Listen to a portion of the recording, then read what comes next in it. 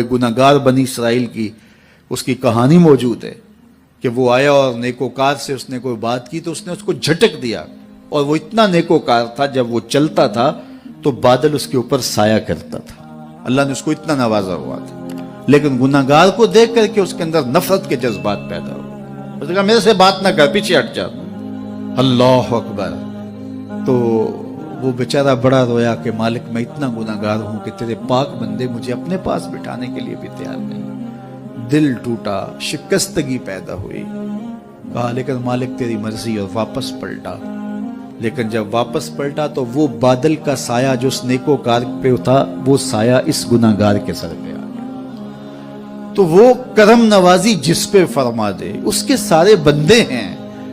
تو اللہ کو جو ہے وہ تکبر کی نیکی نہیں، وہ گناہ جس کے بعد عجز پیدا ہو، اللہ کو وہ پسند ہے۔ وہ گناہ جس کے بعد توبہ کے جذبات ابھرے، بندے کو شرمندگی کا احساس ہو۔ تو مت ایسے بنے کہ 4 نمازیں پڑھ لیں تو سب بے نمازیوں کو حقیر جاننے لگ جائیں، تھوڑا سا کام کر لیں، صدقہ و خیرات کر لیں تو باقی مالداروں کو حقیر جانے لگے۔ آپ کو دین کے کام کی توفیق مل گئی ہے تو آپ دین کے ٹھیکیدار بن کے بیٹھ جائیں کہ میں اتنا بڑا جلسہ کروایا، اب میرے علاوہ تو کوئی یہاں مسلمان نہیں رہتا، میں ہی سب سے بڑا عاشق رسول ہوں اور میں ہی سب سے بڑا مسلمان ہوں۔ نہ، ایسا نہ کیجئے۔ اللہ نے آپ کو توفیق دی، آپ نے لوگوں کو دعوت دی، پتہ نہیں کس آنے والے پہ کتنا کرم ہوا ہے۔ یہ تو ان کی رحمتیں ہیں، وہ جس پہ چاہے جیسے چاہیں برس جائیں۔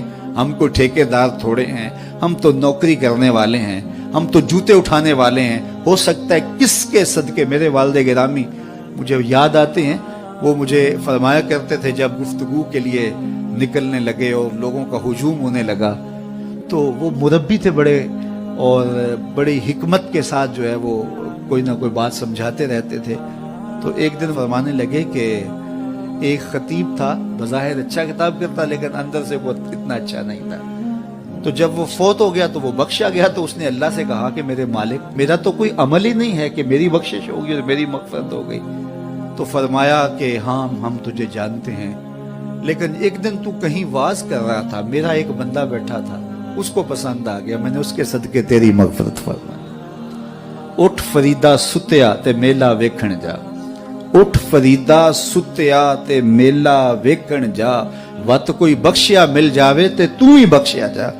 تو پتہ نہیں کس کے صدقے سے اللہ رحمتوں کا نزول فرماتا ہے۔ بے عمل کو دیکھ کر کے اس سے نفرت نہیں ہے، نفرت تو گناہ سے ہے، گناہگار سے نہیں ہے، لیکن کوشش کی جائے کہ یہ عمل بد چھوڑ دے۔ اللہ اکبر! ایک جنازہ گزرا اور وہ جنازہ کسی غیر مسلم کا تھا تو چشمان رحمت میں آنسو آ گئے۔ تو صحابہ نے پوچھا کہ حضور یہ یہودی ہے یا عیسائی ہے؟ کوئی اس کا جو مذہب تھا وہ بتایا۔ تو فرمایا کہ مجھے اس بات پہ افسوس آیا کہ یہ اسلام نہیں لا سکا اور کفر کی حالت میں مر گیا، تو اگر یہ اسلام لاتا اور جو ہے وہ جنت کی راہوں کا مسافر ہوتا تو کتنا اچھا۔ یہ اس کے ساتھ بھی ہمدردی ہے۔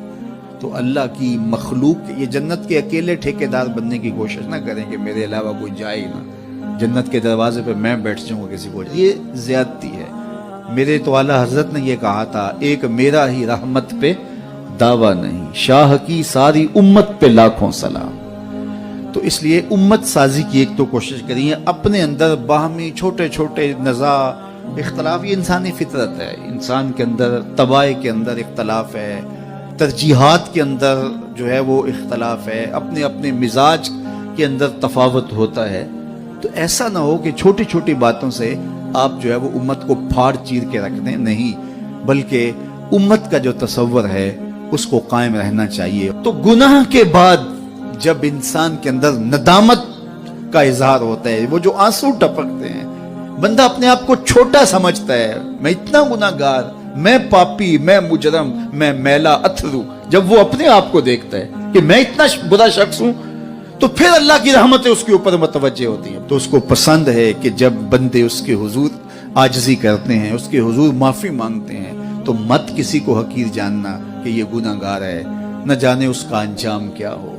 کتنے گناہگار ان کا آخر اچھا ہو جاتا ہے، کتنے نیکوکار ان کا آخر اچھا نہیں ہوتا۔ انما الاعمال بالخواتیم، وہ تھی تو فاحشہ عورت لیکن ایک کام کیا کہ ایک کتے کو پانی پلا دیا، اپنے دوپٹے سے جوتا باندھ کر کنویں میں لٹکایا اور اس کو پانی پلا دیا۔ حدیث پاک میں آتا ہے اللہ اس کے صدقے سے اس کی خطائیں معاف فرما دی۔